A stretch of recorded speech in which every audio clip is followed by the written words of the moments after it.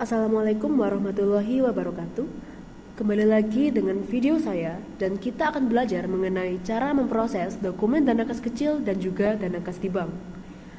Apakah kalian tahu bahwa beberapa perusahaan membagi kasnya ke dalam dua kategori? Jadi, untuk mengefisienkan kinerja, beberapa perusahaan membagi kasnya ke dalam dua kategori, yaitu kas di bank atau cash in bank dan juga kas kecil atau petty cash. Hal ini ditujukan agar perusahaan bisa dengan mudah memproses pengeluaran besar dan pengeluaran kecilnya dengan membedakan kategori kas.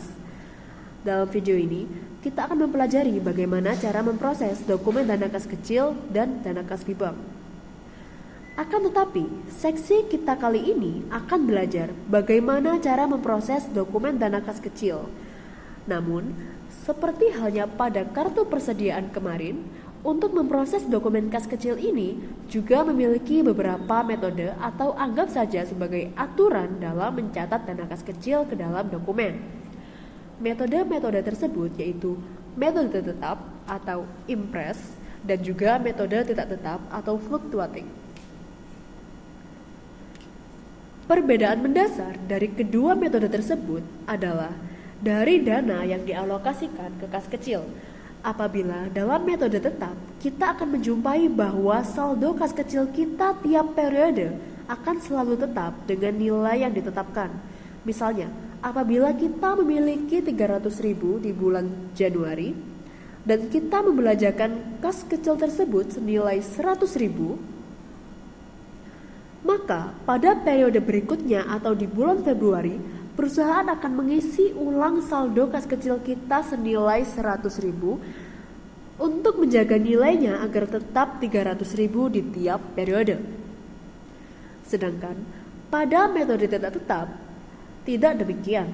Saldo yang dialokasikan ke kas kecil akan tergantung pada keputusan manajemen dengan menilai situasi pada waktu tersebut, sehingga saldonya tidak selalu tetap. Selain itu, perbedaan kedua metode tersebut terletak pada waktu pencatatannya. Apabila metode tetap dicatat pada saat pengisian kembali dana kas kecil, sedangkan metode tidak tetap dicatat langsung saat terjadi transaksi. Dari perbedaan tersebut mengakibatkan perbedaan pencatatan dana kas kecil dari kedua metode. Dalam hal ini, kita akan mengetahui adanya dua jurnal yang terlibat, yaitu jurnal pengeluaran kas yang termasuk dari jurnal khusus dan juga jurnal petty cash atau jurnal kas kecil. Apabila kita belajar di praktikum akuntansi, dijelaskan bahwa jurnal pengeluaran kas mencatat arus keluar kas. Apabila dalam bab ini ada kas yang dikeluarkan untuk dialokasikan ke kas kecil, kita akan mencatat di dokumen jurnal pengeluaran kas. Dengan kata lain, apabila kita akan mengisi kembali saldo kas kecil kita akan mencatatnya dalam jurnal pengeluaran kas. Mengapa demikian?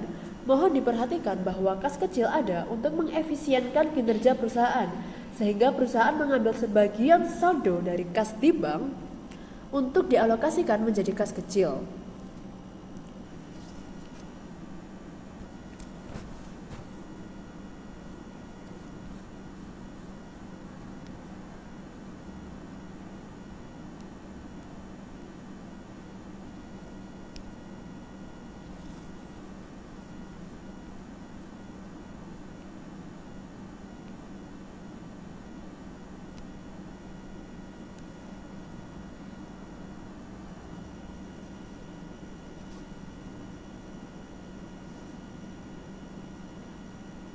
Agar lebih jelas, langsung saja kita praktikkan. Metode pertama yang akan kita praktikkan adalah metode tetap. Metode tetap akan mencatat transaksi hanya pada saat pengisian ulang saldo kas kecil, sehingga seperti yang saya jelaskan sebelumnya, metode tetap ini akan kita catat di dokumen jurnal pengeluaran kas. Pertama, kita masukkan dulu tanggal, nomor bukti transaksi, dan deskripsinya.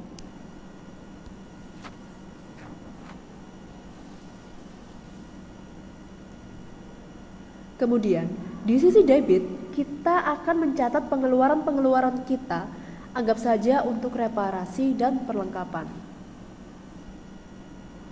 Dengan nilai 400.000 dan juga 325.000. Dan kita mengkreditkan kas di bank dengan total sekian.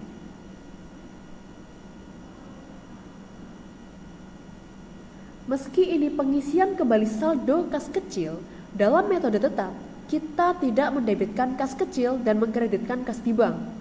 Tujuan dari mendebitkan detail transaksi pengeluaran kas kecil adalah karena total saldo yang akan kita alokasikan untuk pengisian kembali dana kas kecil adalah sama dengan total pengeluaran di periode sebelumnya. Selain itu juga, tujuannya adalah untuk menghindari adanya kecurangan karena kita tidak mencatat transaksi kita sebelumnya. Sebaliknya, pada metode tidak tetap, kita akan langsung mencatat transaksi yang terjadi pada dokumen jurnal kas kecil ini. Sehingga, tanggal pencatatan pun menyesuaikan tanggal terjadinya transaksi.